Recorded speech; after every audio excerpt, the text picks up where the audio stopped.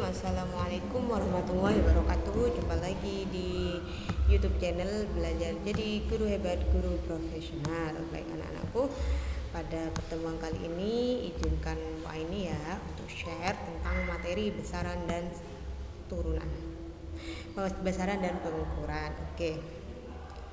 Namun jangan lupa anak-anak agar kalian berkenan ya untuk subscribe YouTube channel ini agar YouTube channel ini semakin berkembang. Baik, kita bahas yang pertama tentang ini besaran dan pengukuran. Nah, besaran itu besaran pokok ada 7 ya anak-anak. Ada 7: panjang, massa, waktu, suhu, kuat arus listrik, intensitas cahaya, zat. Nah, adapun satuannya kalau panjang ya meter seperti di kolom sebelahnya ini ya. Jadi kalau massa kilogram, waktu sekon atau detik, suhu Kelvin, kuat arus listrik ampere, intensitas cahaya kandela, jumlah zat mol gitu. Nah, oke, kita lanjut.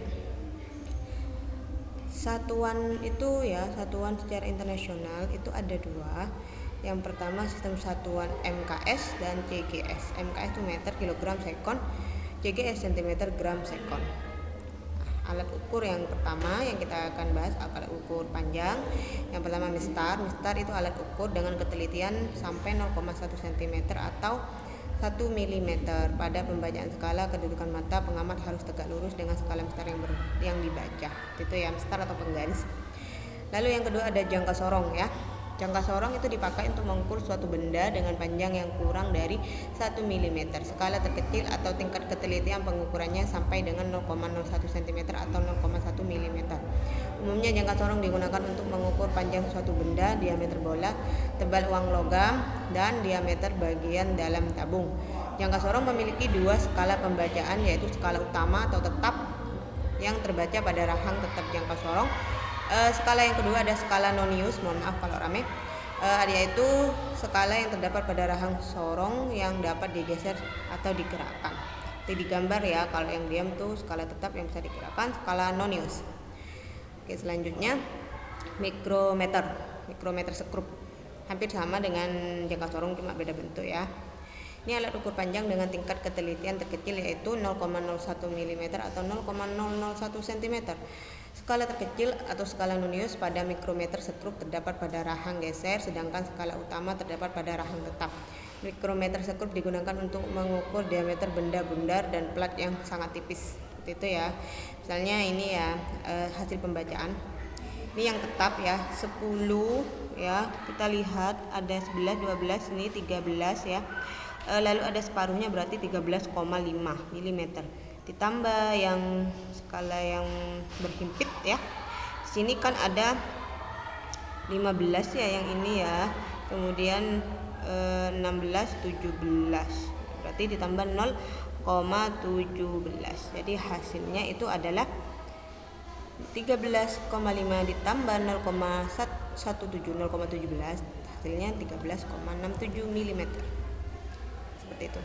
Lalu alat ukur yang massa, alat ukur massa yang digunakan untuk mengukur massa suatu benda dalam neraca. Berdasarkan cara kerjanya dan ketelitiannya, neraca dibagi menjadi 3. Yang pertama neraca digital, yaitu neraca yang bekerja dengan sistem elektrolit, tingkat ketelitiannya hingga 0,01 gram.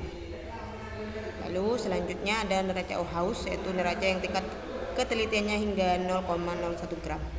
Jadi ada 3 lengan ya, yang 3 digeser-geser tuh ya.